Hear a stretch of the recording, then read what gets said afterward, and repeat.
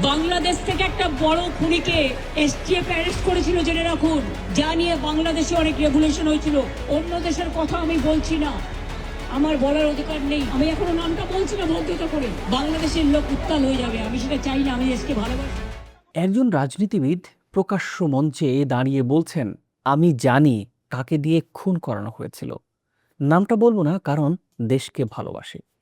এই কথাটা যে বলেছেন তিনি কোনো বিরোধী দলের ছোটখাটো নেতা নন। তিনি পশ্চিমবঙ্গের সাবেক মুখ্যমন্ত্রী, তৃণমূল কংগ্রেসের প্রধান মমতা বন্দ্যোপাধ্যায়। আর যে হত্যার কথা তিনি ইঙ্গিতে বলেছেন সেটা ঘটেছে বাংলাদেশে, ঢাকায়। জুলাই গণঅভ্যুত্থানের অন্যতম সংগঠক তরুণ রাজনীতিবিদ ওসমান হাদির হত্যাকাণ্ডের ঘটনা। তাহলে প্রশ্নটা এখন সোজা হয়ে সামনে এসে দাঁড়াচ্ছে, বাংলাদেশের একজন রাজনীতিবিদকে হত্যায় কি ভারতের হাত ছিল, এবং সে ভারতের কেন্দ্রীয় সরকার কি এর পেছনে আছে? প্রিয় দর্শক, আজকের এই অ্যানালাইসিসে আমরা পুরো বিষয়টাকে 3টা লেয়ারে বোঝার চেষ্টা করব।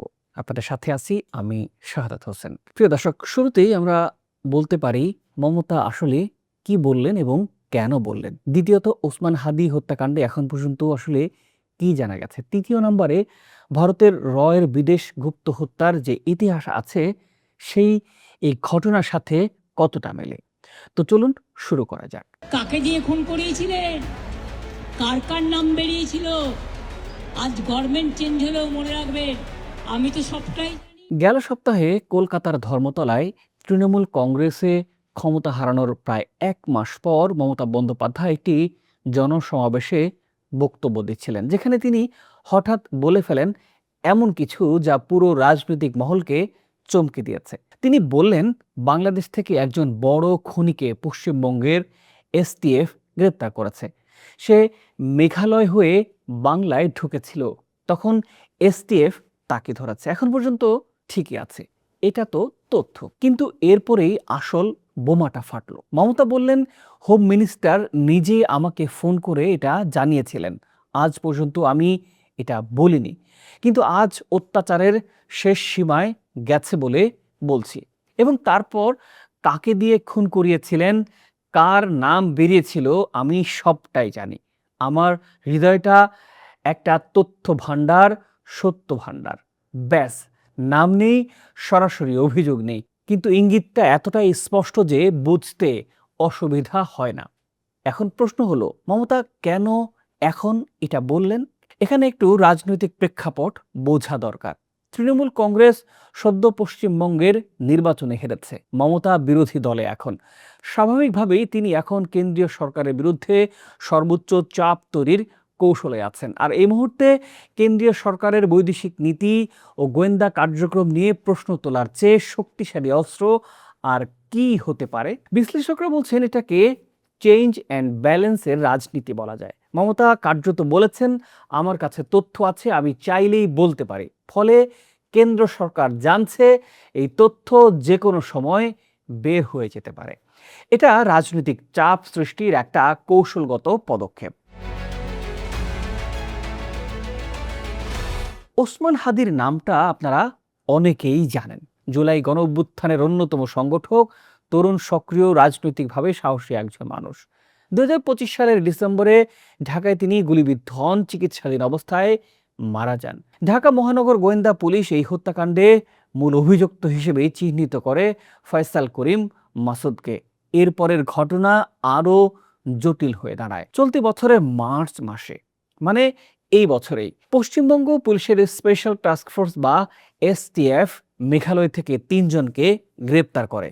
এরা হলেন ফয়সাল করিম মাসুদ, আলমগীর হোসেন এবং ফিলিপ সাংমা। মানে হত্যার মূল অভিযুক্ত বাংলাদেশ থেকে পালিয়ে মেঘালয় হয়ে পশ্চিমবঙ্গে ঢোকার চেষ্টা করছিল এবং সেখানেই তারা ধরা পড়ে গেছে। এই গ্রেপ্তারের ঘটনায় মমতার বক্তব্যে এলো বড় খুনিকে এসটিএফ ধরেছে হিসেবে। এখন বাংলাদেশের সিআইডি তদন্ত করছে এবং তারা বলছে এটা একটা সুপরিকল্পিত আন্তদেশীয় অপরাধমূলক নেটওয়ার্কের কাজ। ফরেনসিক প্রমাণ হলো ডিজিটাল ট্রেইল এবং আলামত মিলিয়ে অপরাধীদের চিহ্নিত করা হয়েছে। এখন সবচেয়ে বড় চ্যালেঞ্জ হলো ভারতে আটক এই অভিযুক্তদের বাংলাদেশে ফিরিয়ে আনা। এজন্য স্বরাষ্ট্র ও পররাষ্ট্র মন্ত্রণালয় একসাথে কূটনৈতিক ও আইনি প্রক্রিয়া চালাচ্ছে। পররাষ্ট্র প্রতিমন্ত্রী শামা ওবায়েদ অবশ্য বলেছেন, ভারত সরকার যদি এ বিষয়ে তথ্য শেয়ার করে তা অবশ্যই গুরুত্বের সাথে নেওয়া হবে। কিন্তু আপনারা লক্ষ্য করতে পারেন, সরকার কিন্তু মমতার বক্তব্যকে সরাসরি সিরিয়াসলি নেয়ার ভঙ্গিতে জবাব দেয়নি, বরং বলা হয়েছে অন্য দেশের নির্বাচনে পরাজিত নেতা কি বললেন সেটা আমাদের আলোচিত বিষয় নয়। কেন এই সাবধানী অবস্থান? এটা বুঝতে হলে আমাদের একটু বড় ছবিটা দেখতে হবে। প্রিয় দর্শক, এবার আসি সবচাইতে স্পর্শকাতর অংশে। ভারতের বৈদেশিক গোয়েন্দা সংস্থার নাম রিসার্চ অ্যান্ড অ্যানালাইসিস উইং, সংক্ষেপে বলা হয় র।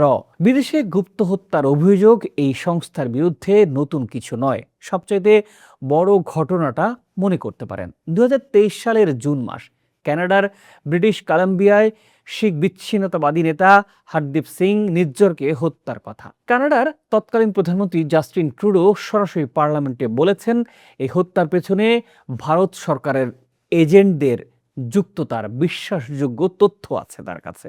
এটা ছিল একটা ভূমিকম্পের মতোই ঘটনা। দুই দেশের মধ্যে পাল্টাপাল্টি কূটনীতিক বহিষ্কার হলো, ভিসা সেবা বন্ধ হলো, সম্পর্ক তলানিতে গিয়ে ঠেকলো। শুধু কানাডাই না, আমেরিকাতেও গুরুপদ সিং পান্নুন নামে একজন শিখ আইনজীবীকে হত্যার চেষ্টার অভিযোগ উঠল ভারতীয় গোয়েন্দাদের বিরুদ্ধে। মার্কিন প্রশাসন ভারতের কাছে কঠোর জবাবদিহিতা চাইল।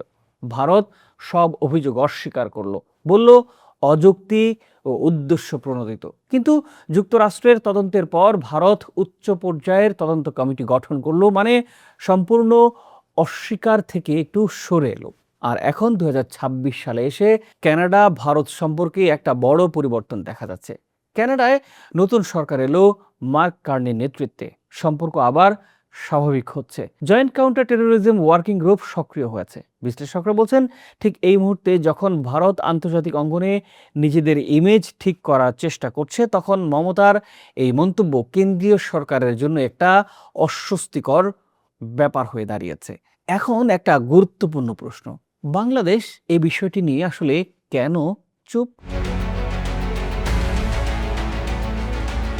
মমতা বন্দ্যোপাধ্যায়ের মতো একজন প্রভাবশালী রাজনীতিবিদ যখন ইঙ্গিত দিচ্ছেন যে ভারতের কেন্দ্রীয় সরকার বাংলাদেশে হত্যাকাণ্ডের সাথে যুক্ত, তখন বাংলাদেশ সরকার কেন আনুষ্ঠানিক কোনো প্রতিক্রিয়া জানাচ্ছে না? এর উত্তরটা লুকিয়ে আছে কূটনীতির বাস্তবতায়।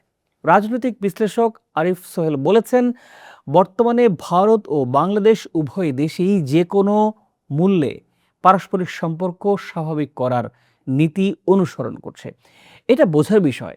বাংলাদেশের সরকার একদিকে এই হত্যা বিচার চায়, অন্যদিকে ভারতের সাথে কূটনৈতিক সম্পর্ক ভালো রাখাটাও জরুরি। কারণ বাণিজ্য, পানি, সীমান্ত, ট্রানজিট অনেক কিছুই নির্ভর করে এই সম্পর্কের উপর। তাই সরকার হয়তো পেছনের দরজা দিয়ে কূটনীতি করছে, সামনে এসে ঢাক পেটানো হচ্ছে। তবে নাগরিক সমাজ একেবারে চুপ নেই। রাষ্ট্র সংস্কার আন্দোলনের হাসনাত কাইয়ুম তার ফেসবুকে লিখেছেন একটা খুব তীক্ষ্ণ প্রশ্ন, এটা বন্ধু রাষ্ট্র হলে শত্রু রাষ্ট্র কেমন হবে? তাই একটা বাক্যেই আসলে অনেক কিছু বলা হয়ে গেছে।